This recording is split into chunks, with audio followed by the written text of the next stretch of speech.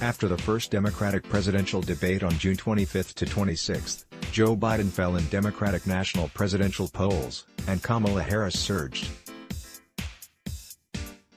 In the lead-up to the July 30 to 31st debate, Biden recovered lost support while Harris lost some of her gains. Read more. U.S. Democratic presidential primaries, Biden leading, followed by Sanders, Warren, Harris, and will Trump be beaten?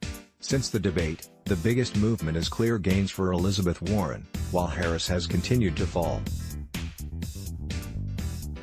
In Real Clear Politics National Democratic poll average, Biden currently leads with 30.8%, followed by Warren at 18.0%, Bernie Sanders at 16.8%, Harris at 8.3% and Pete Buttigieg at 6.3%. All other candidates are at 2% or less.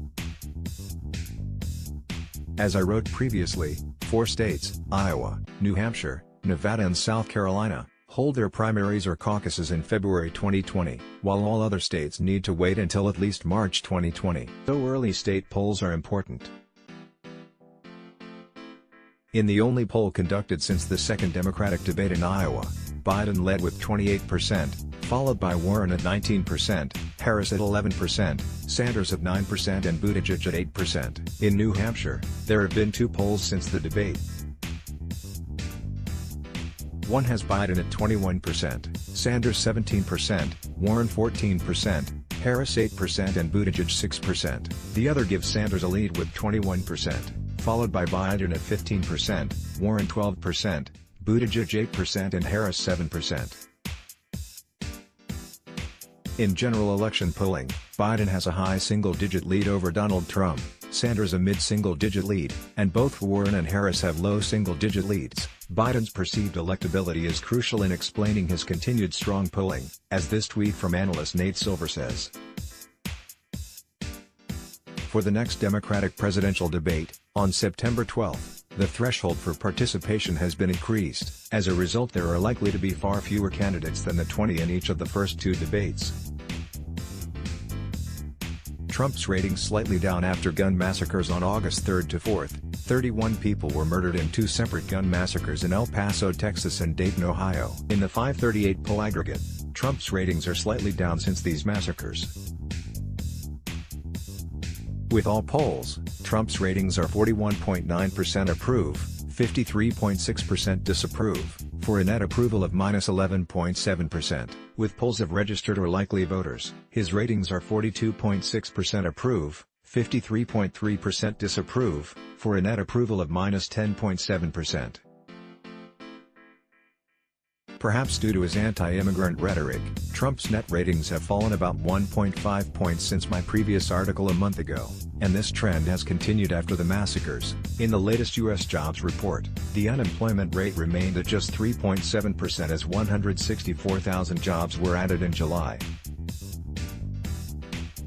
These jobs reports have been good news for Trump. I wrote an old but still relevant article on my personal website last year about how the low U.S. participation rate holds down the unemployment rate compared to Australia.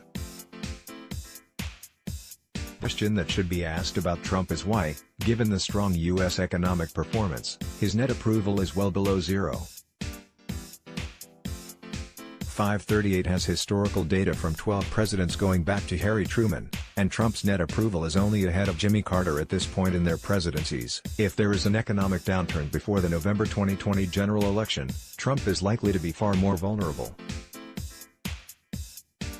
An economic downturn could occur due to Trump's trade war with China, or due to a no-deal Brexit in the UK. I wrote for the Poll Bludger on August 2 that the UK Parliament is running out of options to prevent no deal, which Prime Minister Boris Johnson's hard leave cabinet suggests he will pursue.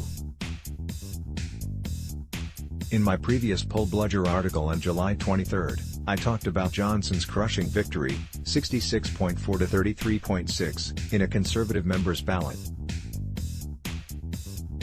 Trump can still win the 2020 election, despite his low approval ratings, if he is able to either demonize his eventual Democratic opponent, or win the Electoral College despite losing the popular vote, as occurred in 2016. However, recent state-by-state polling has Trump's net approval below zero in 10 states he carried in 2016, and in some of those states his ratings are well below zero. Read more, U.S. 2016 election final results, how Trump won. If all the states where Trump's net approval is currently negative were to go to the Democrat would win the presidency by an emphatic 419 to 119 votes in the Electoral College.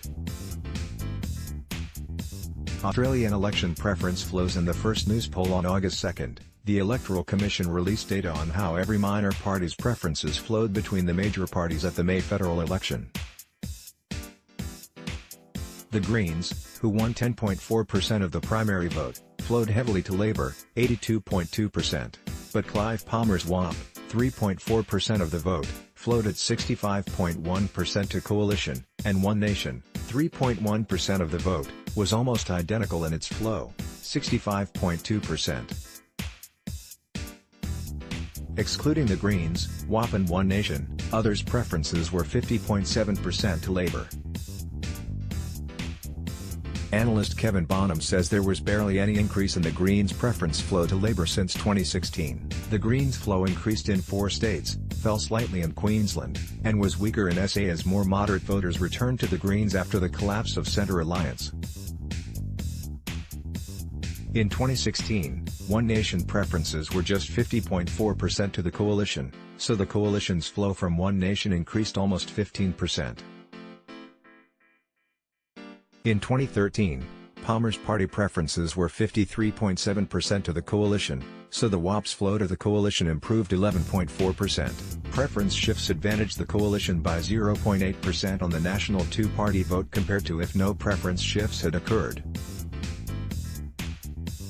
The Coalition's overall share of minor party preferences, 40.4%, was its best since 2001, when the Greens only had 5%. Read more, difficult for Labour to win in 2022 using new pendulum, plus Senate and House preference flows. In the first news poll since the election, the Coalition led by 53 to 47, from primary votes of 44% Coalition, 33% Labour, 11% Greens and 3% One Nation.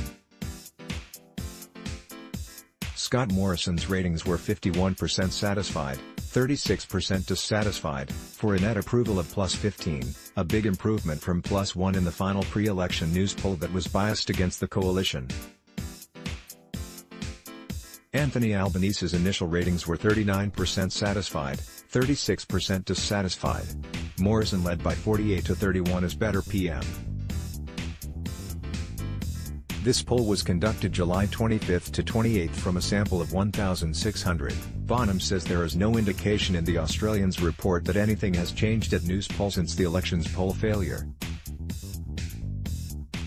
As I wrote after the election, there was, and still is, a lack of adequate documentation of news polls' methods. Read more, news poll probably wrong since Morrison became PM.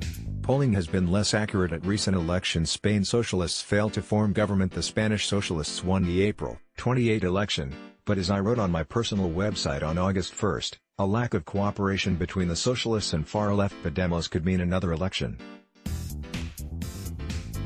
Also covered, a landslide for former comedian Zelensky's party in the Ukraine, and the Conservatives easily retain their hold over Japan's upper house. Let's block ads.